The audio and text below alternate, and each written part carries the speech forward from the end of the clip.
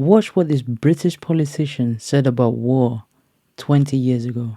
War is an easy thing to talk about. There are not many people of the generation that remember it. The right honourable gentleman served with distinction in the last war. I never killed anyone, but I wore uniform. But I was in London in the Blitz in 1940, living in the Millbank Tower where I was born. Some different ideas have come in since. And every night I went down to the shelter in Thames House. Every morning I saw Dockland burning. 500 people were killed in Westminster one night by a landmine. It was terrifying. Aren't Arabs terrified? Aren't Iraqis terrified? Don't Arab and Iraqi women weep when their children die? Doesn't bombing strengthen their determination?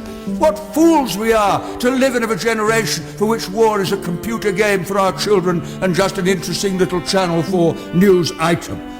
Every member of Parliament tonight who votes for the government motion will be consciously and deliberately accepting the responsibility for the deaths of innocent people if the war begins, as I fear it will. Now that's for their decision to take.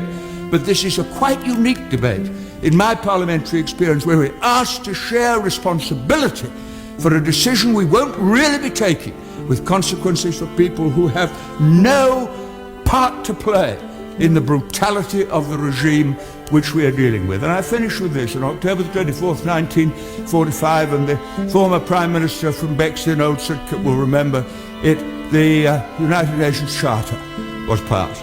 And the words of that charter etched into my mind and move me even as I think of them. We, the people of the United Nations, determined to save future generations, succeeding generations, from the scourge of war, which twice in our lifetime has caused untold suffering to mankind.